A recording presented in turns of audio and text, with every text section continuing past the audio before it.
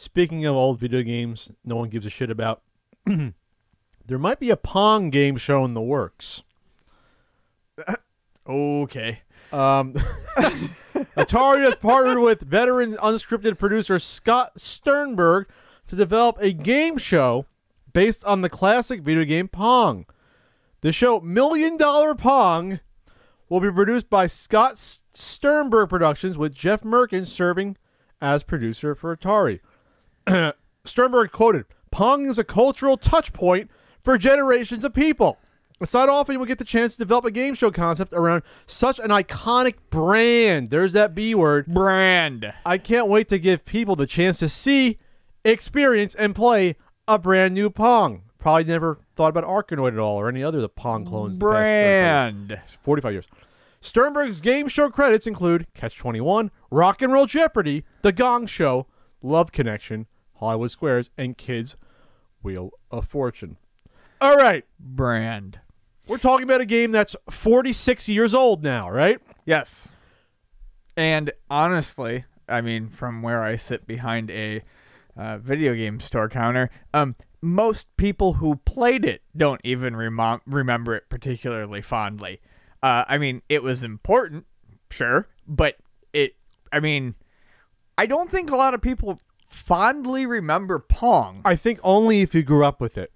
Because hear me out. The guy working at my house actually said, I remember playing Pong. He remembered playing the cocktail version. And he actually said to me, I wouldn't mind getting that old one I remember playing when I was a kid. But you know what? He's 60 years old now. So, like, that's the age range and up that remember finally playing Pong in the 70s. Well, I mean, but that's what I'm saying. So, yes, I'm sure that exists. And, but like I said, I have people that age range who come in with kids. And they don't care. And they don't give a shit. I mean, they remember it. They're like, oh, that was neat. But, I mean, I don't see Pong, I mean, appealing. Well, the thing is that Pong as a brand has been so diffused with all the Pong clones of the 70s. You know. Yeah. All the Odyssey clones. You know, Coleco made their ones. You know, obviously Atari made Pong and the Pong one-offs. And there's probably fucking 20 in my garage that I don't need. You know, APFs and APF TV fun. So if you played Pong, odds are you did not play Pong. You played a Pong clone. Right. You played APF Squash or something like that. I mean, I don't know. APF Squash? Yeah. Yeah. I lie. But so when you bring a game show on the air, you want to appeal to as much people as you probably can. That's why you have all these game shows that get like nowadays with the game show, they have stars that host them now. You get Ellen hosts a game show. You have to get you get people. You want to get people in, like, they're not primetime events. Right. It's like, oh, you have LeBron James producing one of these and some other people.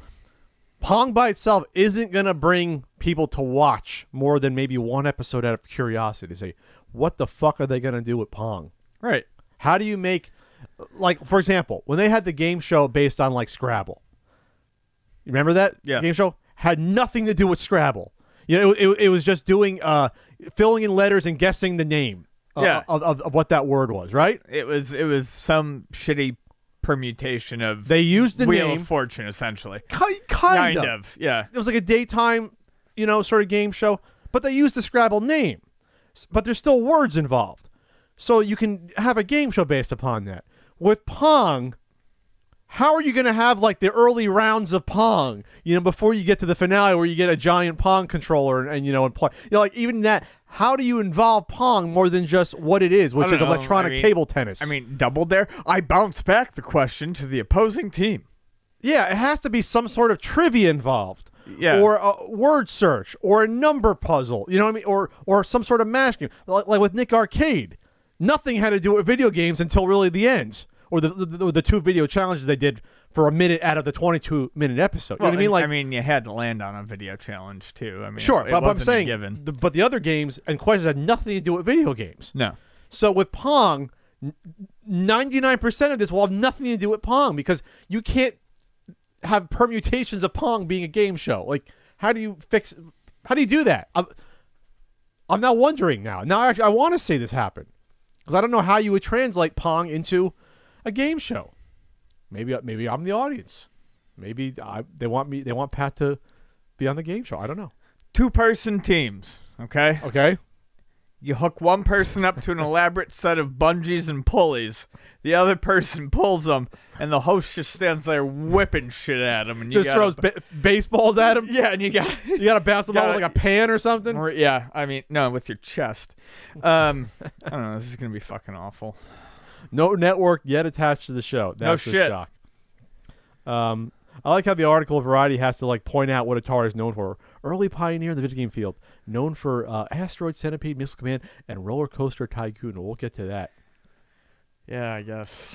Our brand, and our portfolio of games are known to many people around the world, so it is a natural fit to bring them to television. No! Said Frederick Chesnay, CEO, or Chesnay, CEO of Atari. It was a more natural fit to take him to Denny's, where at least it was hilarious. That's still the highlight of probably of not just Atari the past 15 years, but of this podcast. Oh, that was just a joyous occasion. We were so happy with that. Hashdroids. Oh, Hashdroids. Anyways. All right. This is just, I guess, along with the Atari watches and whatever else, trying to see what fits with the Atari brand. Nothing does anymore.